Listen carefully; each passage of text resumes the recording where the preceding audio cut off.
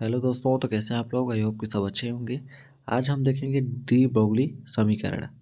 तो ये de Broglie समीकरण होता क्या है और इतना इतना इम्पोर्टेंट क्यों होता है उसको हम देखेंगे आज। ठीक, ये आपका बहुत कॉमन होता है केमिस्ट्री और फिजिक्स, मतलब रसायन और भौतिकी में दोनों में कॉमन होता है। दोनों में से किसी में भी एग्जाम में पूछा जाता है। केमिस्ट्री में तो हमेशा 4 मार्क्स के क्वेश्चन में पूछा ही जाने वाला सवाल है, मोस्ट इंपॉर्टेंट होता है डी ब्रोगली। ठीक, और आपका फिजिक्स में भी ये पूछा जाता है 3 या 4 मार्क्स के क्वेश्चन में। तो आपको इसको पता होना ही चाहिए यदि आप मार्क्स गेन करना चाहते हैं तो। चलिए देर न करते हुए आगे देखते हैं। तो यहाँ पर हम सबसे फर्स्ट में देखेंगे उसका इंट्रोडक्शन। इंट्रोडक्शन होता क्या है कि डी ब्रोगली जो समीकरण है वो आया कैसे और मतलब वो क्यों आया उसको हम जानेंगे। ठीक, इस डेफिनेशन के माध्यम से। तो यहाँ पर देखते हैं पदार्थ की द्वैत प्रकृति। द्वैत प्रकृति मतलब क्या समझ सकते हैं। पदार्थ जो है आपका दो तरीके का बिहेवियर का व्यवहार कर रहा, यहाँ पर दो तरीके से व्यवहार कर रहा है। द्वैत प्रकृति मतलब दोहरा व्यवहार। ठीक, तो हम यहाँ को नेगलेक्ट करते हैं। सन 1905 में आइंस्टीन आइंस्टीन नामक एक साइंटिस्ट थे, वैज्ञानिक थे, ने सुझाव दिया। क्या सुझाव दिया? प्रकाश व अन्य विद्युत चुंबकीय विकिरण। यहाँ पर क्या बोला गया है? आइंस्टीन ने क्या सुझाव दिया? कोई भी प्रकाश ले लीजिए आप, सनलाइट ही ले लीजिए, मतलब कोई सा भी रेडिएशन, प्रकाश में अन्य विद्युत चुंबकीय, कोई सा भी विद्युत चुंबकीय विकिरण मतलब कोई और प्रकाश में द्वैत की प्रकृति पाई जाती है। क्या पाई जाती है? द्वैत की प्रकृति, मतलब दोहरा व्यवहार पाया जाता है उसमें। क्या क्या व्यवहार हो सकता है उसमें? एक कण की प्रकृति हो सकती है या एक तरंग की प्रकृति, मतलब उसमें कोई कण भी हो सकता है आपका, कोई सा भी कण हो सकता है किसी भी प्रकाश में, और उसमें तरंग जो रेडिएशन है वो हो सकता है, तरंग सॉरी रेडिएशन हो सकता है। तो इन दोनों प्रकृति के कारण ही इसे द्वैत प्रकृति बोला जाता है। ठीक, ये इसका नॉर्मल से इंट्रोडक्शन देख रहे हैं हम लोग, उसको हम समझेंगे अभी कैसे। तो सन 1924 में डी ब्रोगली ने सुझाव दिया। किसने दिया? लुइस डी ब्रोगली ने सुझाव दिया जिस प्रकार प्रकाश के कण प्रकाश में कण व तरंग की प्रकृति दोनों पाई जाती है। जिस प्रकार प्रकाश में, किसमें? प्रकाश में, कोई सा भी प्रकाश हो सकता है, उसमें कण और तरंग दोनों की प्रकृति पाई जाती है, उसी प्रकार सभी सूक्ष्म द्रव्य कणों में कौन कौन से आते हैं? जैसे इलेक्ट्रॉन हो गया, प्रोटॉन हो गया, परमाणु हो गए, अणु हो गए, आदि में भी दोहरी प्रकृति पाई जाती है। जैसे प्रकाश में दो कण देखने को मिला हमको, कण और तरंग, उसी प्रकार सूक्ष्म कण कौन कौन से हो गए यहाँ पर? इलेक्ट्रॉन, प्रोटॉन, क्या बोलते हैं, परमाणु, अणु में भी दोहरी प्रकृति, उसमें भी कण और तरंग की प्रकृति पाई गई। ठीक, ये सब कण होने के साथ ही साथ तरंग प्रकृति भी प्रदर्शित करते हैं। मतलब अभी तक इसमें कण की देख रहे थे प्रकृति, अब उसमें तरंग की भी प्रकृति देखने को मिला। इसका अर्थ यह हुआ कि इलेक्ट्रॉन जिसे अब तक केवल कण ही माना जाता था, वह तरंग के समान भी व्यवहार प्रदर्शित करता है। वही बोला गया है, जिससे इलेक्ट्रॉन को अभी तक केवल कण माना जाता था, वह तरंग के समान भी व्यवहार प्रदर्शित करता है। तो डी ब्रोगली में आपका इंट्रोडक्शन जो बस इतना समझिए कि कोई भी जो प्रकाश जो है आपका कण और तरंग दोनों की तरह का व्यवहार प्रदर्शित करता है या शो करता है। ठीक, तो यहाँ पर देखेंगे आगे मेन डेफिनेशन आपका।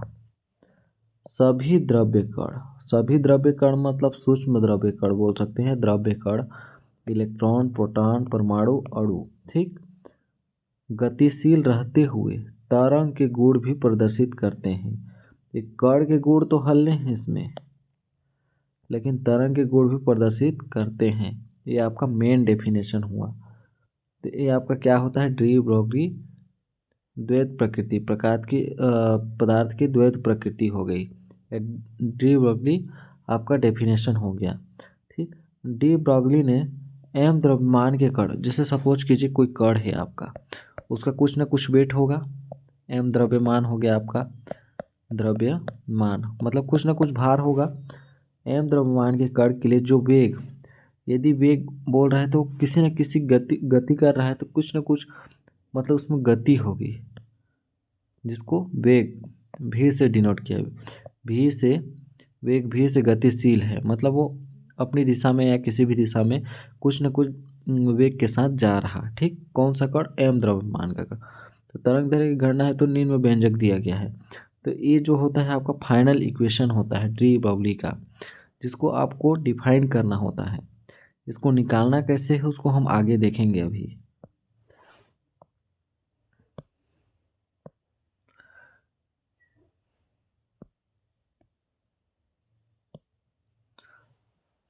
यहाँ पर जो आपका इक्वेशन दिया हुआ है उसमें से देखिए h दिया है यहाँ पर।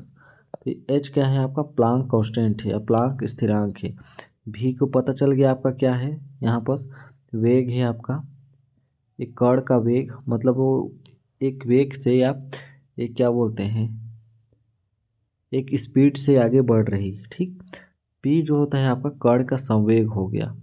ठीक, द्रव्य कणों से संबंधित तरंग द्रव्य, हाँ, द्रव्य कणों से संबंधित तरंगों को क्या कहते हैं? द्रव्य तरंगे कहते हैं। मतलब द्रव्य कण कौन कौन से हो गए आपके?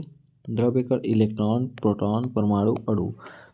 तो इसको क्या बोल सकते हैं हम? द्रव्य तरंगे या मैटर वेव्स कहा जाता है, जो विद्युत की चुंबकीय तरंगों से भिन्न होती है। ये आपका क्या बोलते हैं? इलेक्ट्रोमैग्नेटिक तरंग जो होते हैं रेडिएशन से भिन्न होते हैं, अलग होते हैं। अब देखेंगे यहाँ पर फाइनल जो इक्वेशन हमको मिला है उसको हम डेरिवेशन कैसे करें, निकाले कैसे। तो डी ब्रॉगली संबंध की स्थापना या derivation of de Broglie relationship.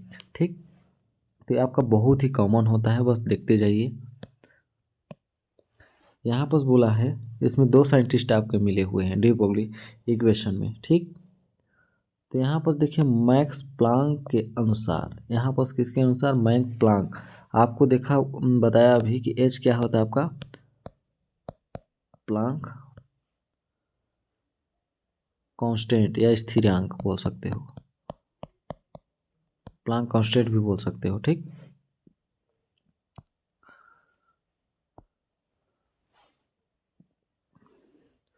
तो यहाँ पर मैक्स प्लांक के अनुसार किसी फोटान की ऊर्जा या बोल सकते हैं किसी भी आपके इलेक्ट्रॉन हो गए, प्रोटॉन हो गए, परमाणु हो गए, उसकी ऊर्जा क्या है? ई है। आवृत्ति क्या हो गई आपकी? म्यू हो गई। ठीक, तो आपका E equal to H mu होता है आपका, एच म्यू आवृत्ति। ये आपका किसके अनुसार हो गया? आपका प्लांक के अनुसार। ठीक, इसके बाद इसी प्रकार आइंस्टीन के अनुसार क्या मिला? ये तो प्लांक के अनुसार मिला, आपको कुछ नहीं करना है, ई बराबर एच म्यू याद कर लिए।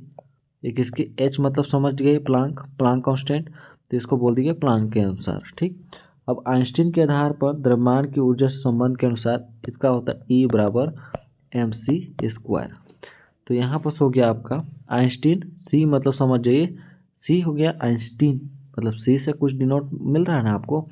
तो आपको दो चीज़ याद रखना है, दोनों में ई इक्वल है पता है, तो ई बराबर प्लांक बोल रहा है तो एच म्यू आएगा। ठीक, इसके बाद यदि आइंस्टीन बोल रहा है तो एम सी स्क्वायर आएगा। इतना को बस याद कीजिए। ठीक, इसके बाद इसके पूरा डेरिवेशन इसी से बनता है। तो यहाँ पर दो इक्वेशन आपको मिल गए, इक्वेशन आपका हो गया फर्स्ट, इक्वेशन फर्स्ट हो गया, सेकेंड हो गया। अब दोनों इक्वेशन को हम कॉम्बिनेशन करते हैं, मतलब दोनों इक्वेशन को समीकरण 1 और 2 को मिलाते हैं। तो यहाँ पर क्या मिला है? समीकरण 2 और समीकरण 1 को मिलाने पर, मतलब इसको इक्वल करने पर। ठीक, तो एम सी स्क्वायर बराबर एच म्यू। तो अगर हम इसको बट्टे में लिखना चाहें, यहाँ पर आपका जो आपका म्यू दिया हो, आवृत्ति दिया है, इसका मतलब होता है इसका मान कितना हो जाता है आपका? सी बट्टे लेमडा, इसका मान इतना ही होता है। ठीक, तो यहाँ पर लिखिए एम सी स्क्वायर जो फर्स्ट है बराबर एच आपका जैसा का तैसा रहेगा, लेकिन म्यू बराबर क्या है आपका? सी बट्टे लेमडा। तो यहाँ पर लिख सकते हैं सी बट्टे लेमडा।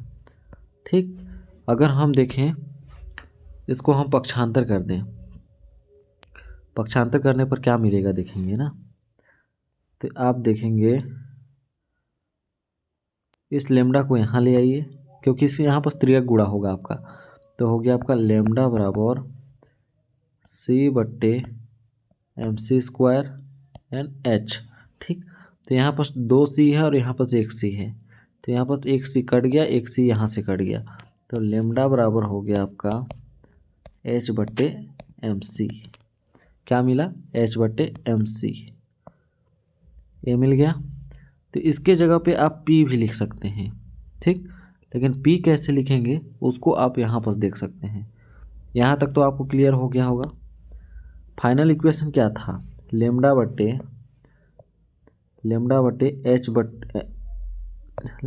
बराबर h/p, यही इक्वेशन था ना आपका।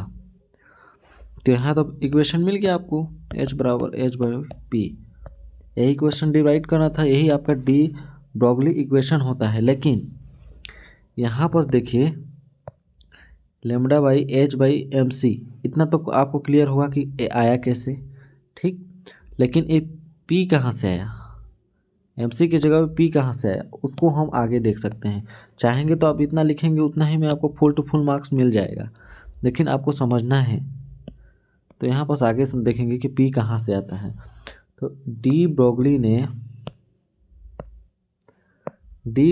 इंगित किया, बताया कि इस समीकरण में फोटॉन का द्रव्यमान जो होता है m है, मतलब सपोज कीजिए इसका वेट जो है m है, m के स्थान पर द्रव्य कण लिख सकते हैं E, P, N, etc।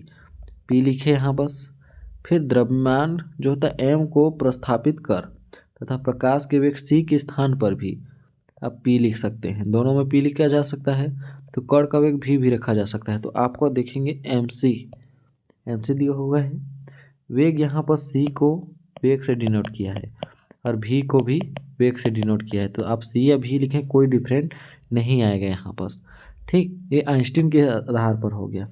तो यहाँ पर mc हो गया।